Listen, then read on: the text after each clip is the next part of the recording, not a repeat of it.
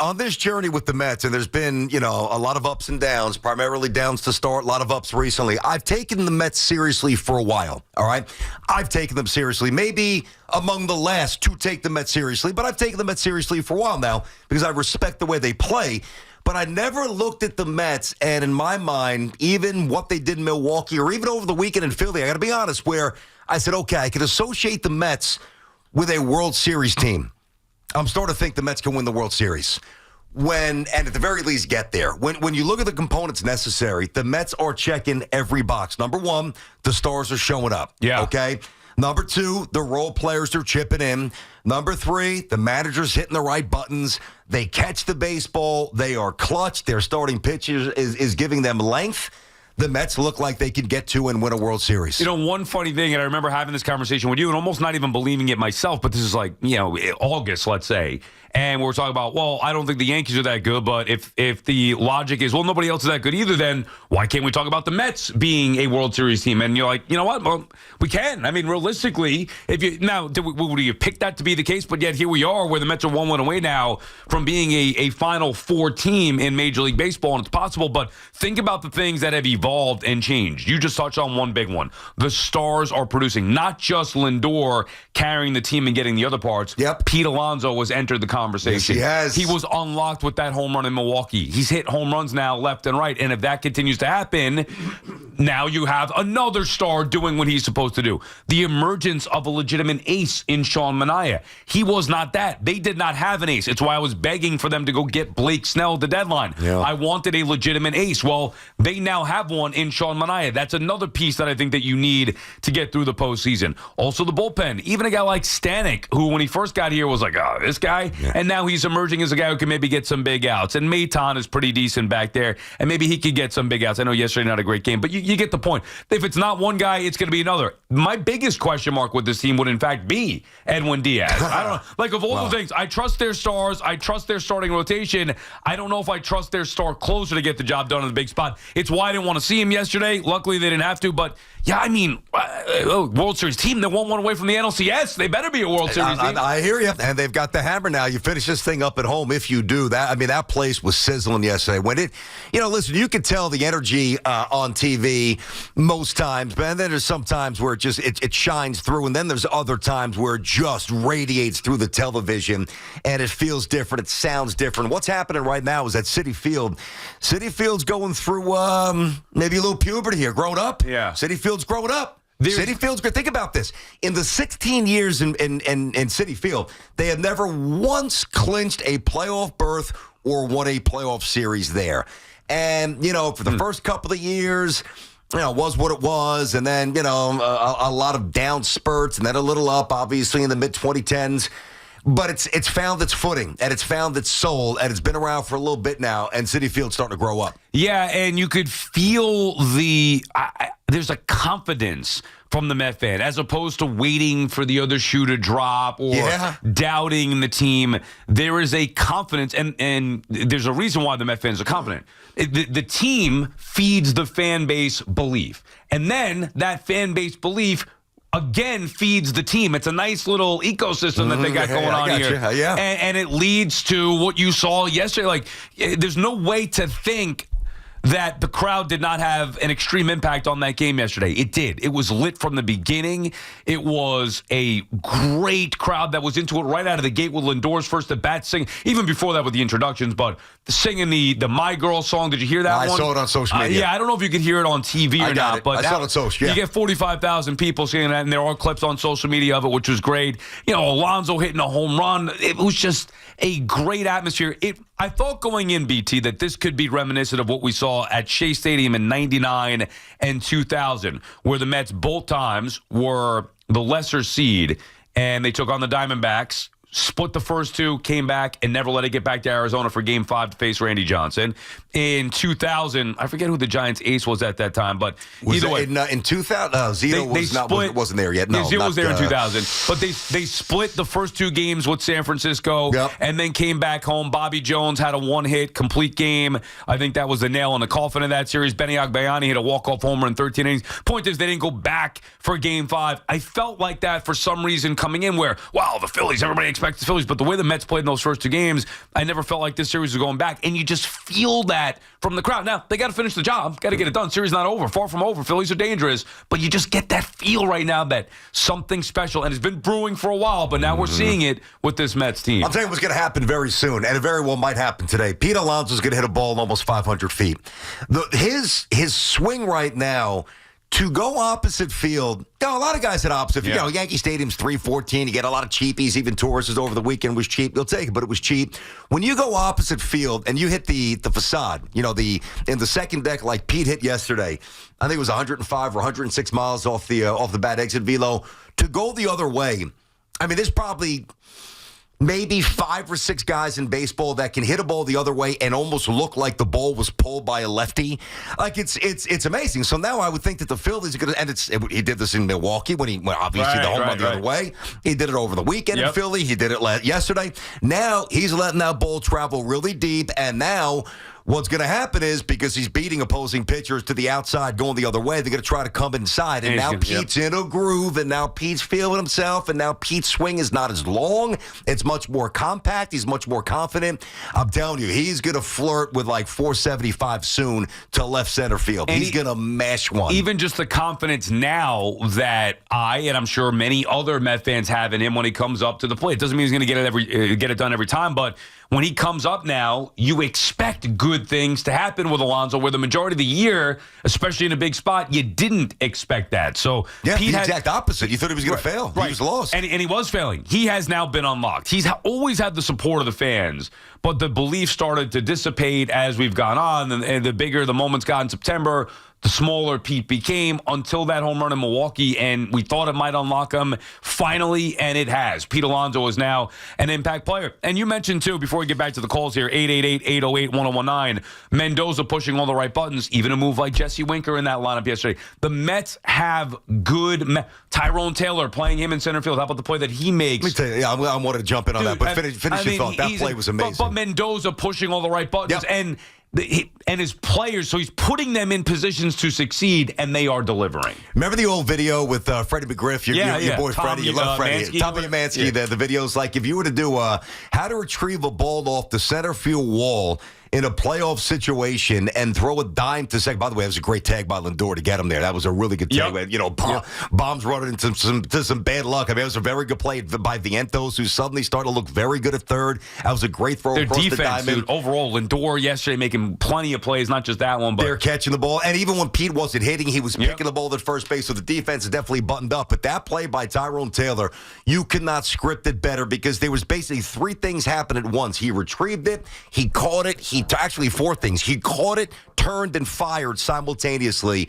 And it seems simple. He made something really hard look easy. And when I say the stars are showing up and the fringe players are doing their thing, I didn't like when Winker sat. Remember he had the triple in Milwaukee? Yeah. Then he sat the next night. I didn't like that. I've been supporting Winker really since he came here. He's these young legs. Forget about JD Martinez night to night. I didn't know this until Gary Cohen said it on the postgame show on SNY.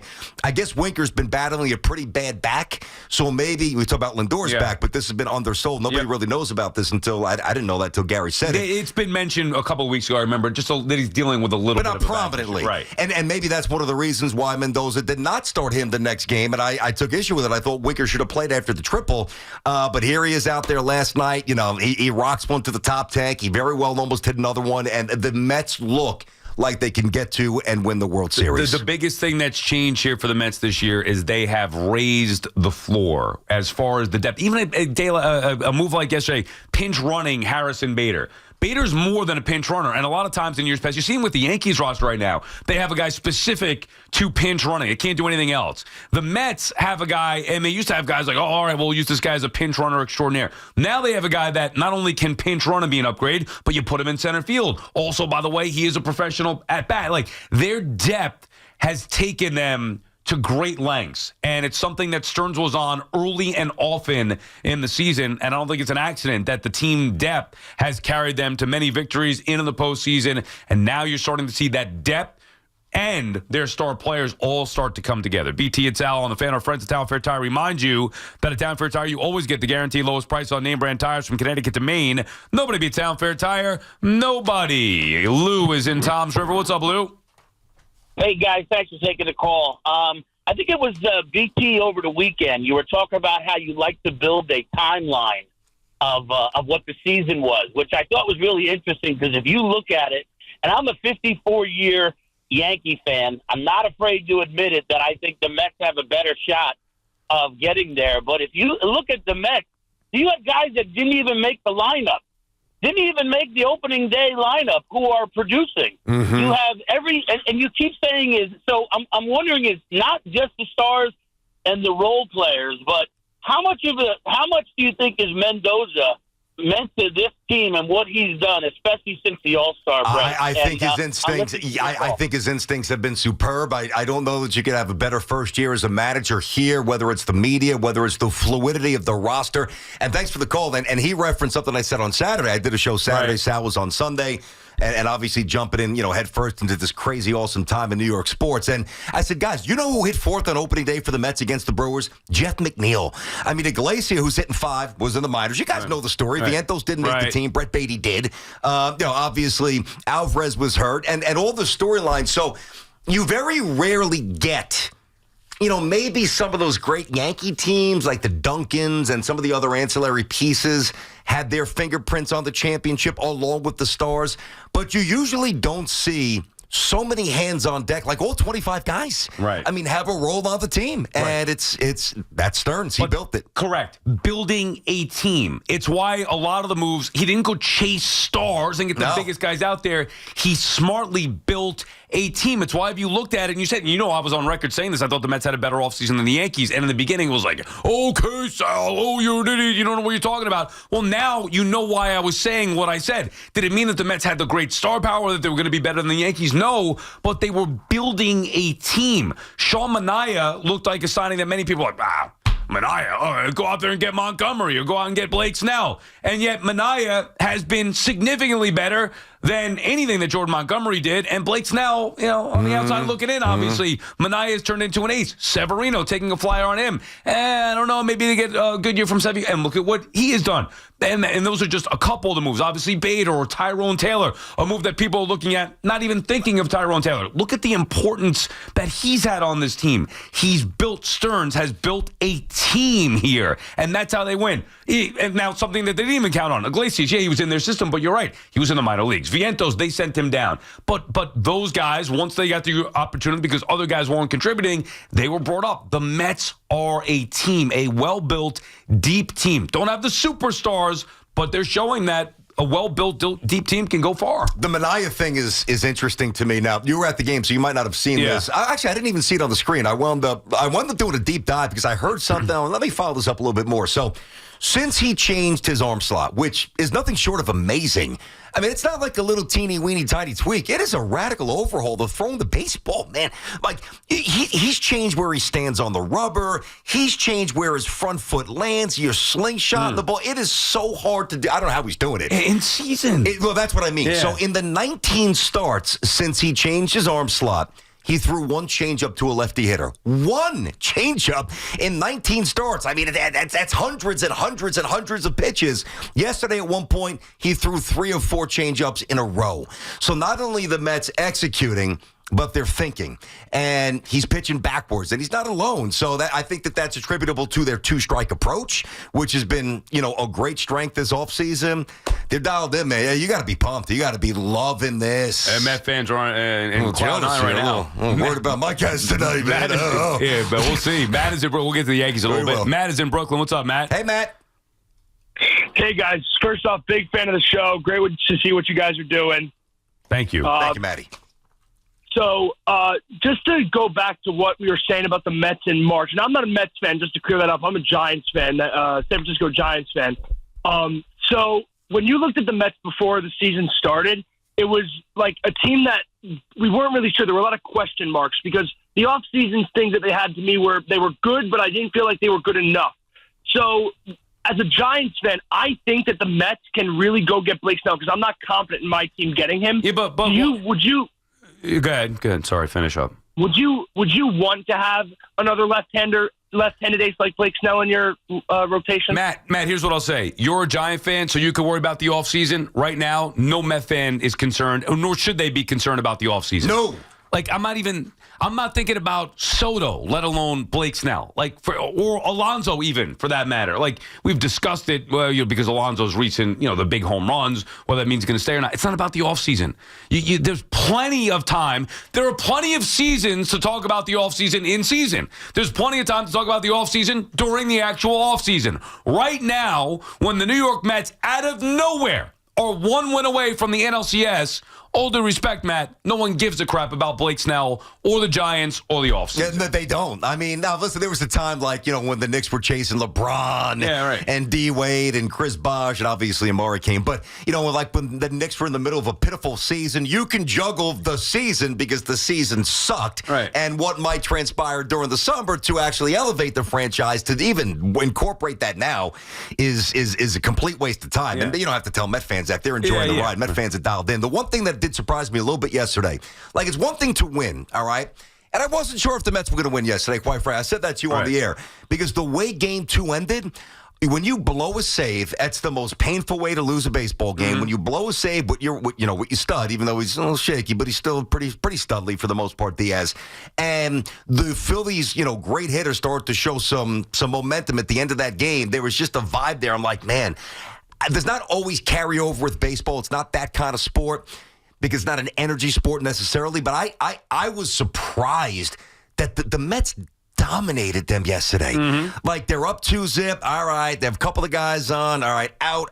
And we're going to get a clutch knock. Yeah, yours. Name is Starling Marte. Okay. Right. Yep. All right. All right. Here's a little tack on run from Lindor, which gives the bullpen a chance to give Diaz a chance to regenerate. And those guys did their job. So the play in center field, the double play to double up. I think it was Schwarber at second base. Everything is clicking off season. Oh, yeah, what about the offseason? Yeah, I mean, come on. We're in the midst of a great run in season here. Plenty of time to discuss the offseason. Not now. You know who's going to be discussing the offseason after today? The Phillies. Don't let it get back to Philadelphia. Now, I was more confident yesterday because of Manaea. I do think it's different with Quintana today. Quintana's not a guy who's going to attack that lineup. Quintana's a guy who's not going to – he's smart. He's a good pitcher. Keep the ball out of the strike zone. Are Philly hitters going to bite? Or are they going to be patient? This could be a tricky one today because of the matchup. Yesterday, I loved it because I thought Manaea would dominate. Yep. He did. It's going to be a tough one today. Phillies aren't going quietly. And then all of a sudden, if they win today, series shifts back to Philadelphia, Game 5 against Wheeler. You're going to face a stud.